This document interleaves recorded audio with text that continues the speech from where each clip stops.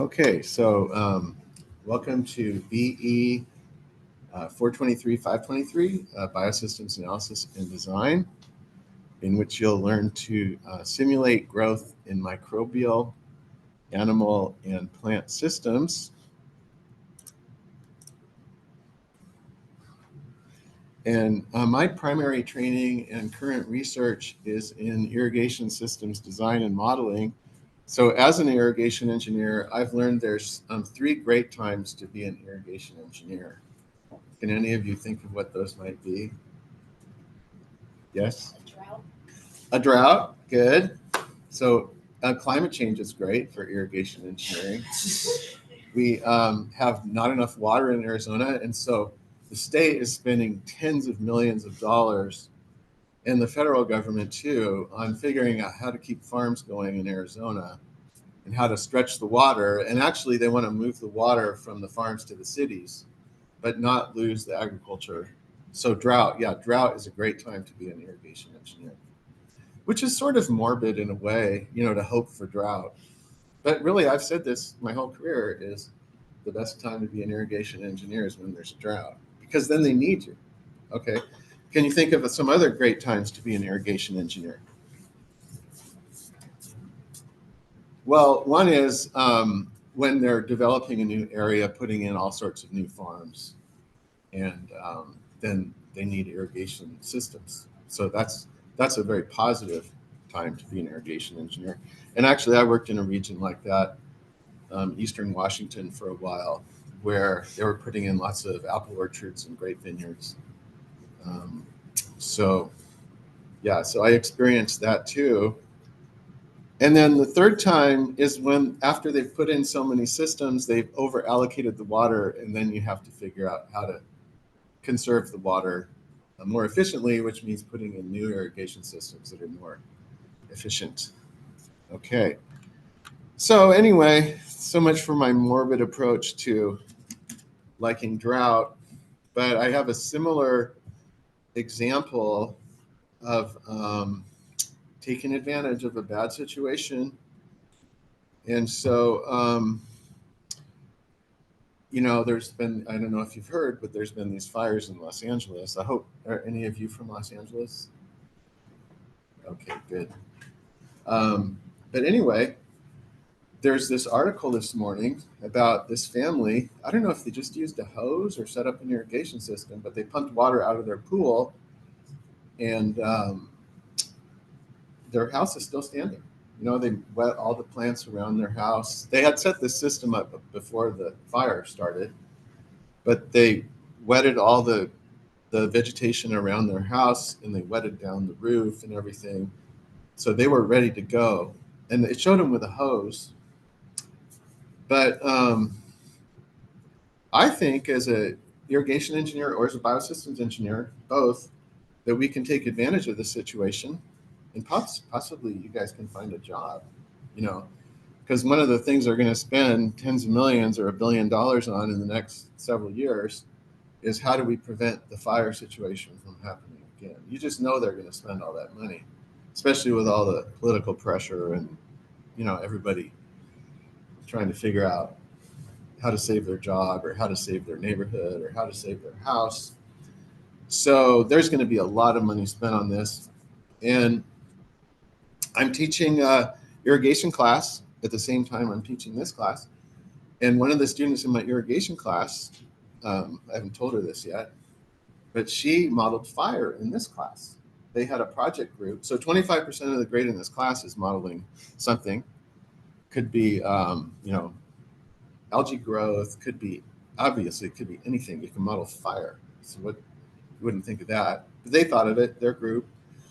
And so they modeled the movement of fire in, like in regions, in fields. So each person did a slightly different project, and they made a website for it. And so I'm thinking what we can do is we can start project groups that are going to look at various aspects this semester of stopping fire. So one of the things you could do is set up an irrigation system.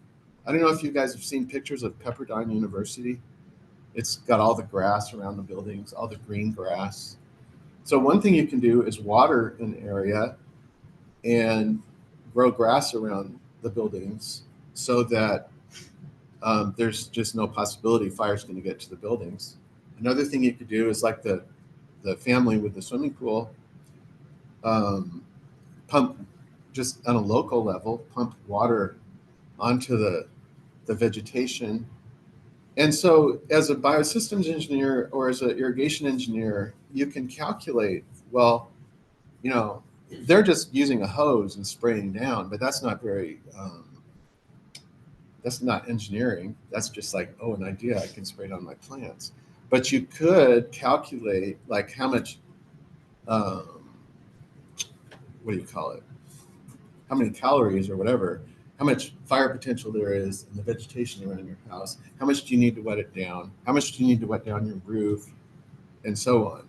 So um, we can apply engineering to this question, and we can also look at like wind speed, which is what this group looked at, the fire modeling group.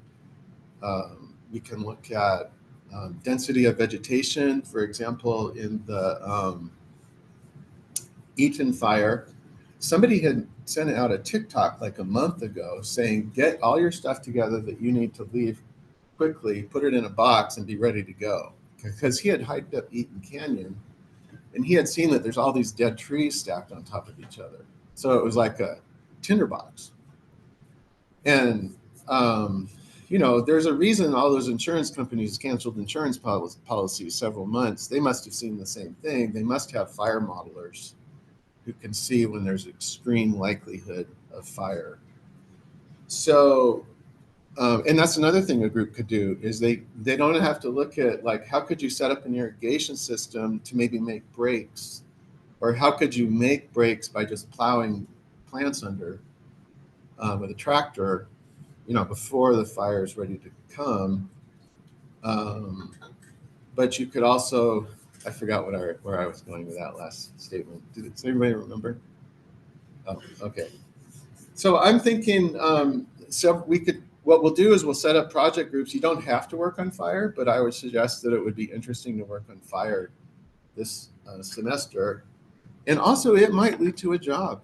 If you have experience modeling fire or even irrigation and thinking of, well, how much water do we need to keep the plants wet, to keep the grass green, such as at Pepperdine University. We calculate those things as irrigation engineers. You could also think about, what kind of irrigation system are we going to use? Are we going to use like aluminum pipes? Will those handle the heat? Because we do have irrigation systems with aluminum pipes. They're called hand lines, where you just, you could have a portable irrigation system. You can put an irrigation system out, these hand lines, in several hours.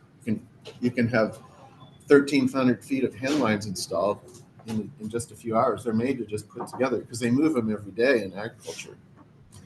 So there's all sorts of options that we can look at as far as our models this semester. And so what I'll try to do is I'll try to combine you guys with the irrigation engineering class, where we'll have like one irrigation engineer and three of you guys in a group. And so, we can combine efforts. So what I like to do in the project groups is have people, each person in the group models a slightly different thing, and then they work together, put together the models. Some of it'll be computer programming, some of it'll be theoretical development. It can be either. Your own project can be more theoretically oriented, whereas somebody else's project might be more just programming. So we can do both. And, one of the advantages we have in addition to that previous fire project is we have AI now.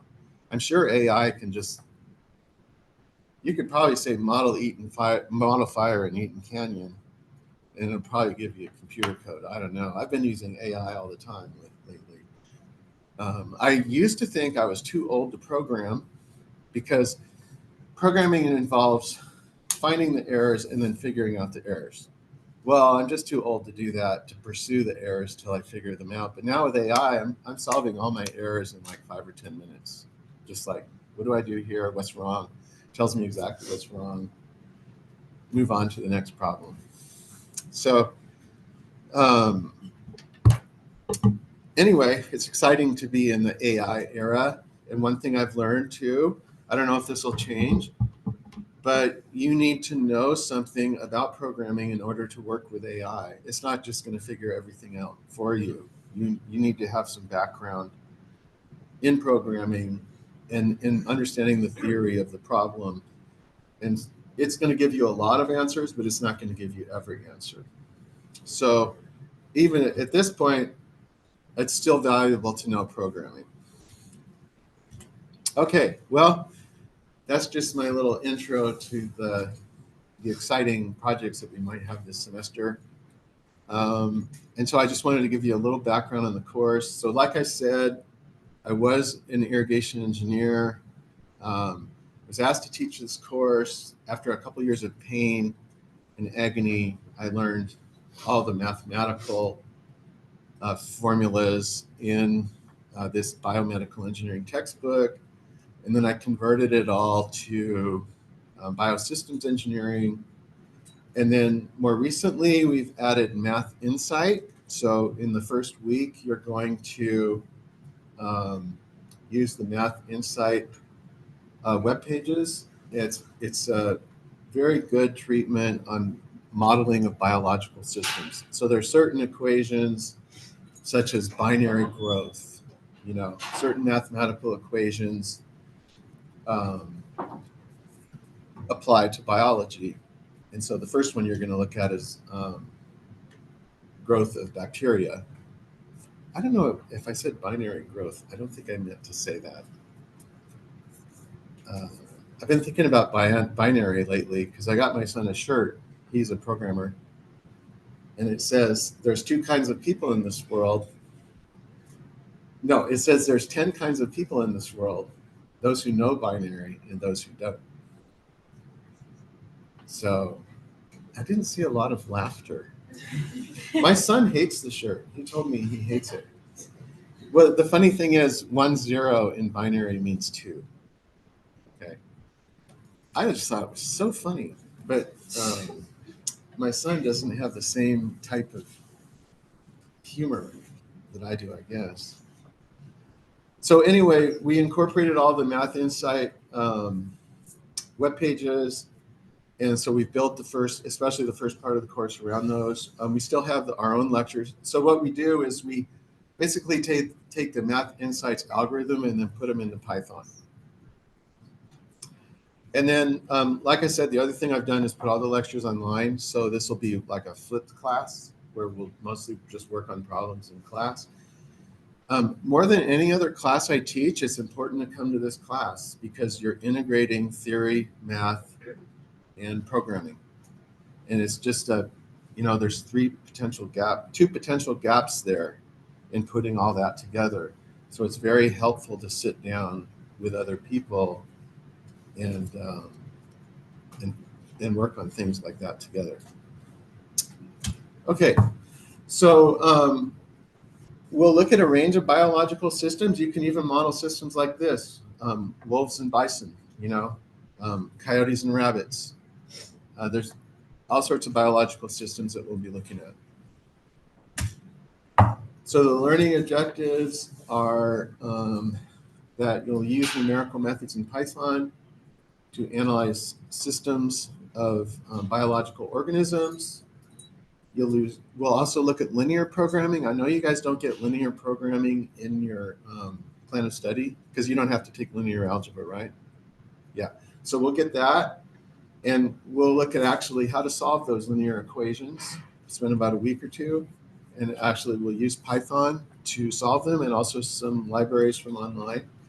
It's really, once you understand what you're doing, it's not too hard to set up those linear programs. We'll set up and run population and disease models, such as logistic function, SIS and SIR models, and quantitative risk assessment. And we'll understand, set up, and run competition models, such as interspecies competition, predator-prey phase models, and Jacobian analysis. And then in the plant part, we're going to use a canned program called AquaCrop where they model the response of plants mostly to water, but also to nutrients and things like that. So you'll learn how to use aquacrop to analyze plant systems. And in the meantime, you'll learn about some of the theory behind aquacrop. There's about 50 videos online that aquacrop produced. It's a FAO program from Food and Agriculture Organization. They're really a professional group put all that together, so it's very, very good. Okay, so I work in Chance 530. I've worked there for the last 30 years, or 32 years. I've been in the same office. They keep threatening to tear down the building and rebuild it. Not tear down the building, but gut it and rebuild it. And every year they're going to gut it and rebuild it. But now it was going to be this summer, but now it's next summer. So I'm thinking I'll be retired by the time they gut it and rebuild it. But who knows? You can call me on my phone. I have a cell phone. The only problem is, actually, my phone's broken right now. It fell out of my backpack. I haven't fixed it. I use my watch. It has a black screen, so it's still working, so it can sync with my watch. But anyway, I need to call Assuri and get a new one. But I keep not doing it. I kind of like not having a phone. Life's a lot easier that way.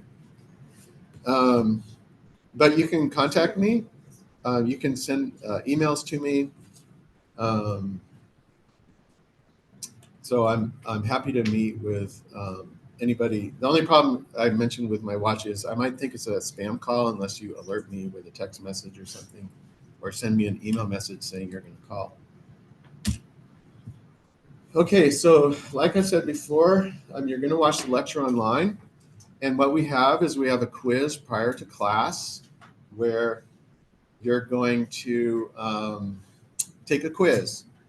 And the goal here is not to finish the quiz, but I would like you to spend like at least 10 minutes on a problem, but I don't want you to spend hours on a problem. So you'll take the quiz prior to class, and then in the class, we'll go over the quizzes, answer any questions you will have, and then you can submit your quiz again to the quiz thing. And then you can get everything right. And what I've done is, I don't know if you think this is lazy, but it's all self-graded. And you say if you did the quiz or not, and you give yourself a grade. You'll see. And so that way your grades are always up to date. But I do look at your quizzes before class. So from 10 to 11, it says the quiz is due the night before, but I do look at your quiz before class from 10 to 11 a.m. I look at all of them, and I see what people are having problems with, and that's what we'll focus on in the class. So I am going to look at your quizzes. I'm just not going to grade them. So it says the quizzes are due at 11:30 on like Tuesday night for Wednesday, but I actually don't look at them until Wednesday morning, until at 10. So you can finish. There's not an end date on the quiz. There's a due date. So you can finish your quiz before 10 a.m. And then at that time, I give you a good faith effort score. So 6% of the grade in the class is this good faith effort. So I make sure that you did your quiz. I don't grade it, but I do give you credit for trying. And trying means more than just like opening up the first question and closing it. You know, it means that you actually tried. So you will get a score from me for doing the quiz, and I will look at your results. It's just that I'm not going to grade every single little problem. Okay, so I used to think it was absolutely imperative for everybody to come to this class, but I noticed last semester after doing all those videos online that I don't think it's quite as important now. I would like you to come to class, and I think you should come to class to get help from your fellow students, but I don't think it's quite as necessary as it used to be. So, and by the way, that clock is 3 minutes fast, in case you're watching the clock. So I'm not going to be too much of a stickler on class attendance because I think now it's possible to do okay in this class. But just as an example, during COVID, the only student who did well was the student who was homeschooled, you know? So obviously she didn't need anybody to help her, and she was a really smart person too, but that's basically the only person who did well, and I posted her assignments and everybody else looked at them. But none of the other students really learned anything, I would say. Maybe 2 or 3 learned something. But if you come to class, you will learn all the information in this class. So there should be a high motivation for you to come to class. Okay, so I work with D2L.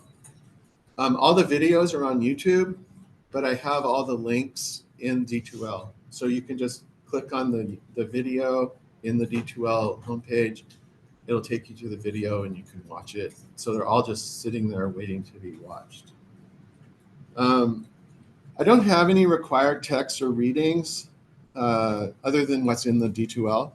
So it's a very PowerPoint oriented course, but I do have, like on Friday, I think it is, or maybe next Wednesday, because we do have Martin Luther King's birthday.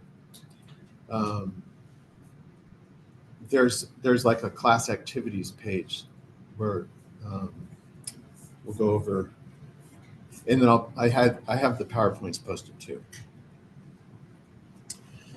Please bring your laptop to class so that you can work on the problems. And so we use Google Colab in this class. It's a programming environment. And the great thing about Google Colab, does anybody use Google Colab? Okay, it's a Python and R programming environment. Now they have AI right there.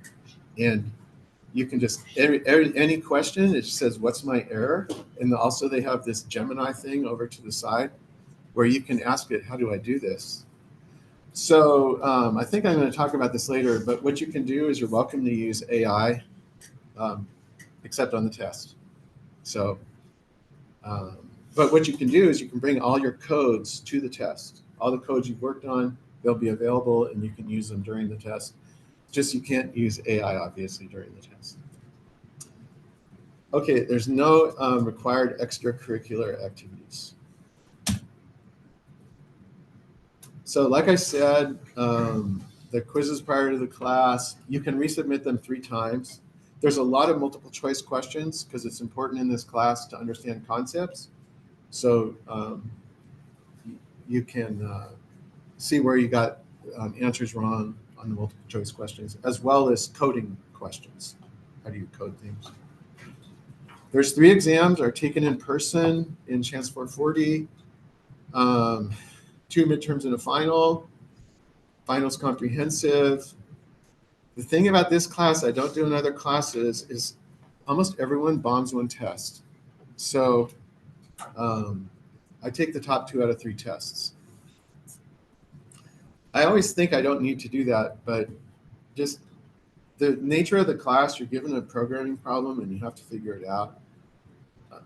It's very easy to bomb. So that's how I do the tests. The group reports, you might be worried about it since you've worked in groups before and you know that one person does all the work. But the way the groups work in this class is everybody presents their own work. And so you don't have to worry about doing work for other people because each person has their own little assignment and they present that. The only thing that's different is at the end, you integrate the programs into a group program. And so then you'll present that as a group. But even then, each of you will be presenting kind of your part of it. And I'll give individual grades for that. Here's the grading breakdown. So like I said, there's the good faith effort on quizzes, 6%. Group project is a lot of the grade. And actually, I don't know if I'm easy on grading on the group project or what, but most students get full credit on that, which really helps with the overall grade at the end of the course. Okay, there's no bullying, name calling, kicking, pushing, stealing, mean words, gossiping, threats, leaving somebody out, teasing, rumors, hitting, damaging property in this class. I'm all for the DRC. I think they do a great job. So if you're a DRC student, I'll be working with them.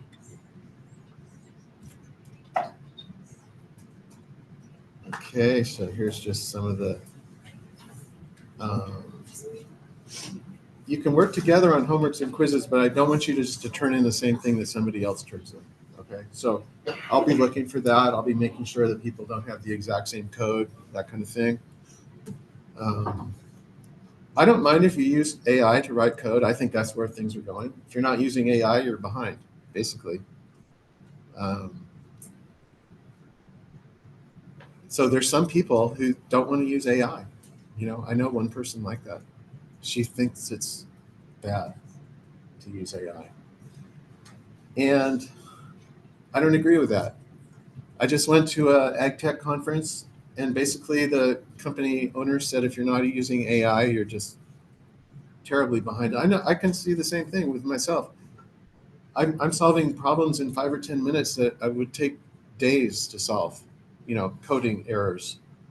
So it's the way things are going, and so you should use AI to help you with your code for your homework. So what you can do is you'll write down your code and you say, what's the problem? And it'll tell you. So very exciting.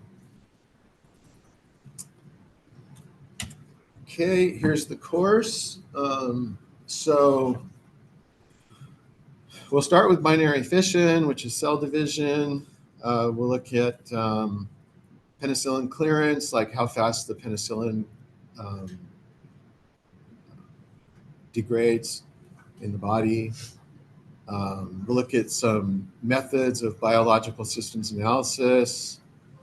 Then we'll convert from like experimental based growth coefficients to time based growth coefficients, which is much more convenient to use. So when I say experimental based growth coefficients, I mean growth coefficients that are based on experimental sampling times. So we need to be able to convert that to just time.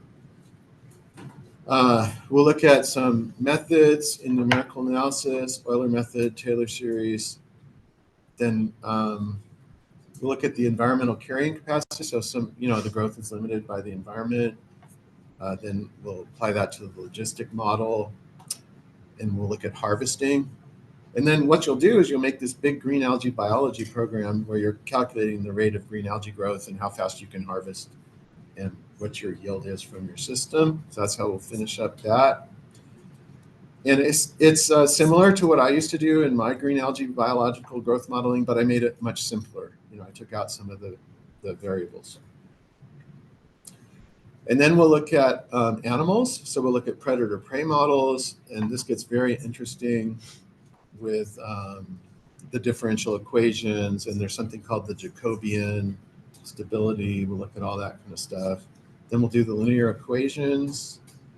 Then I was asked to add some chemistry into this class to prepare you for the FE exam. Unfortunately, most of you will take the FE exam before April, right?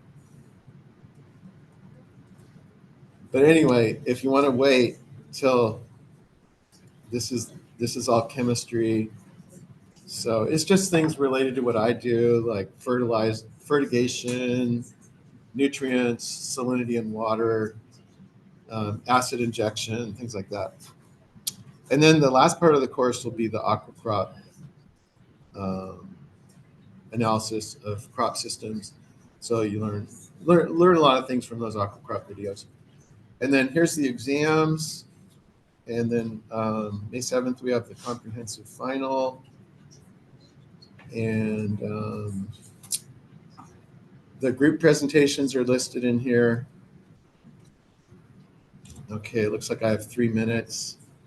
So your biological growth models will be setting up curves like this, how fast they grow, and then we'll be using what's called numerical methods and analytic methods. the numerical methods are not as accurate as the analytic methods, but sometimes the analytic methods are impossible. So we'll be learning about how to convert analytic solutions to numerical solutions. There's a lot of math in this course. This is an example of, let's say it's coyotes and rabbits. They fluctuate, the predators go up in population, then the prey do, and so on. So we'll be looking at that.